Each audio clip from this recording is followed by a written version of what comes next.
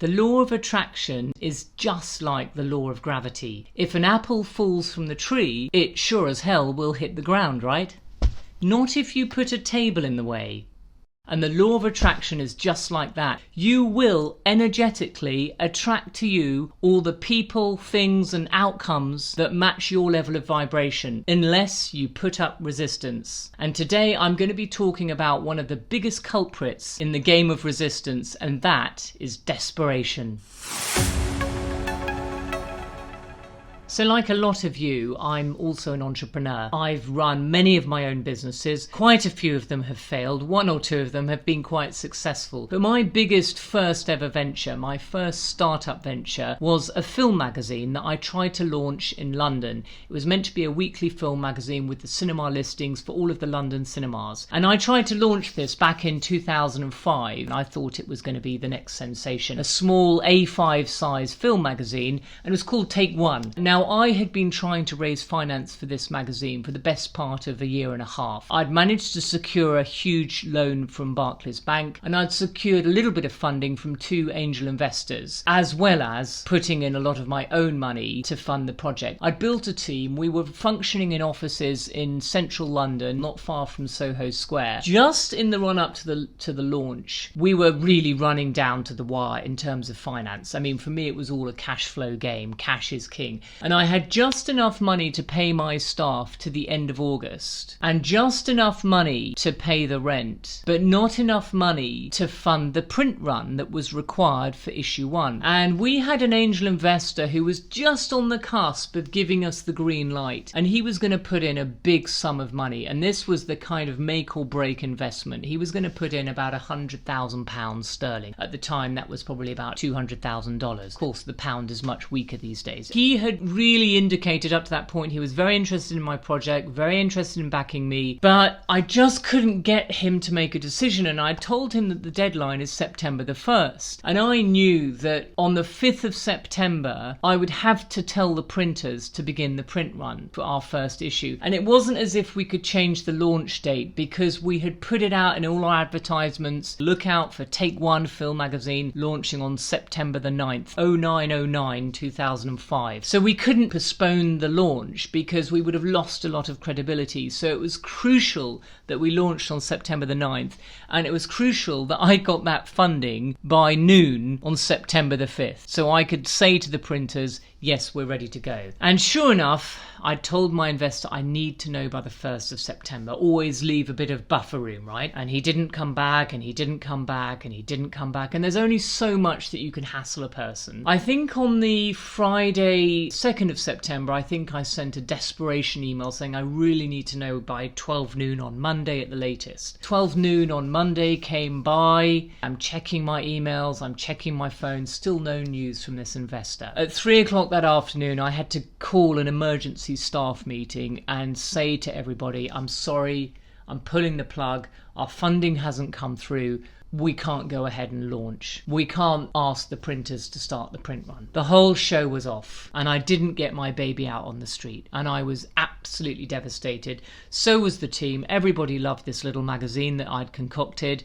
I had a production team, I had a sales team, and I had to send everyone home. Most of them didn't go home. Most of them went to the pub to drown their sorrows. I actually went home to my mum and dad's that night because I was so devastated. I just needed to get away from London. Next morning, Tuesday the 6th of September, I got up and knowing everything was over. I was devastated. I hadn't really slept. I'd put so much into this baby project of mine. But that morning, I went to the office and I just thought, well, I'm just going to have to tie up all the loose ends. I'm going to have to give notice on the rental for the office. I'm going to have to just make sure the bank pays all the staff. I'm going to have to notify all my other investors. I'm going to have to notify the bank that gave us a loan, and so on and so forth.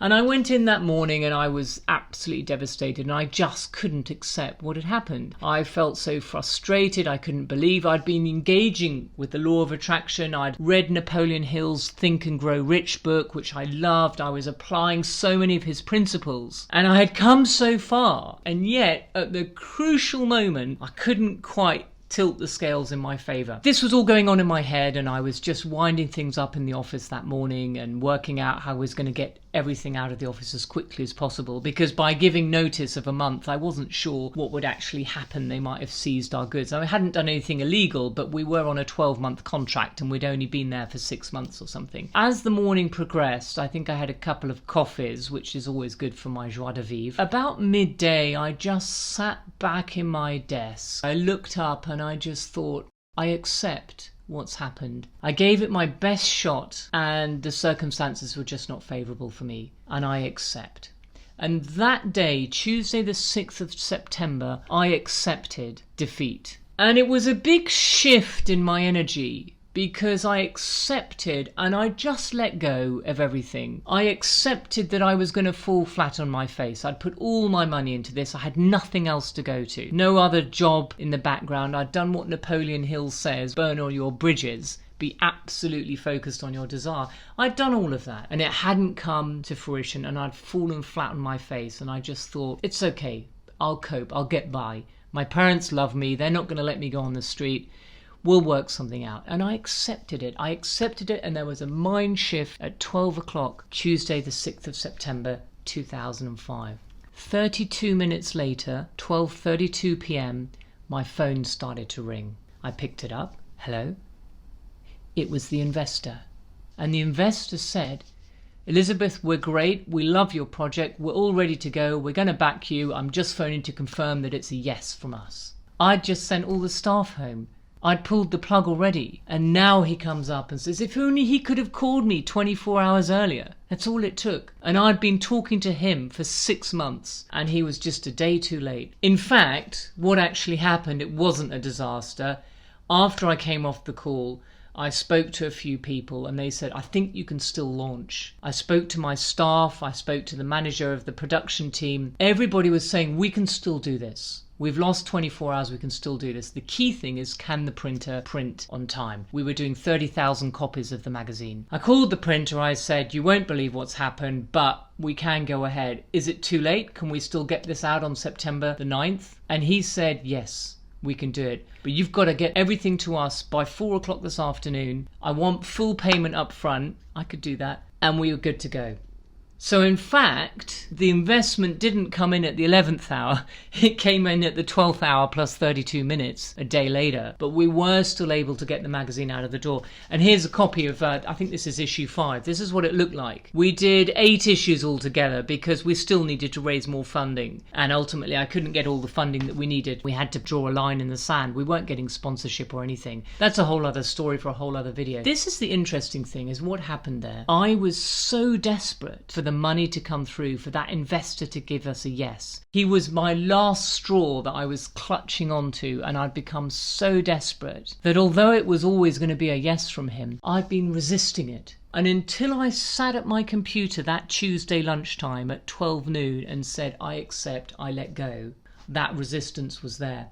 And when I let go of my desperation, and when I let go of the fact that the magazine wasn't going to happen, when I let go of all of that, I let go of the resistance too. And within 32 minutes, that investment came good for me. That was the power of my desperation. My desperation had blocked the investment from coming in. Now today, I'm not going to go into how you solve this problem, but I am sure that many of you will be able to relate to this. We've had a situation where there was something blocking the outcome that you wanted. Something in you was blocking it. And it is usually us. And a lot of my videos go into changing your mindset, changing your persuasion. My best advice really is just avoid getting yourself into a situation of desperation, because desperation is a big culprit, offering up huge resistance. As you can see, until you let go of that, it's very hard to let your outcome come into you, into your realm. For me, to remove that level of resistance from that desperation, I actually literally had to let the whole project go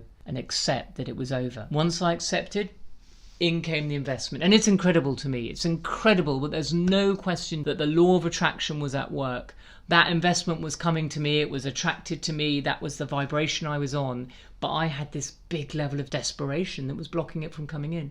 I'm Elizabeth Hackford, I'm the Law of Attraction lady. Thank you so much for listening to this point. I really appreciate you've heard out my whole story. If you enjoy my style, my stories, do please subscribe, hit the like button. That really helps my channel. I am just starting out, this is still my first year, so it's going to take a while for my views to get up, but I'm absolutely committed. I'm loving what I do. I've got so many more stories like this, and I will be referring them all back to the Law of Attraction so you can see with real life examples how the Law of Attraction works in all of our lives. Well, thanks very much again for listening. We'll see you next time. Goodbye. Checking out.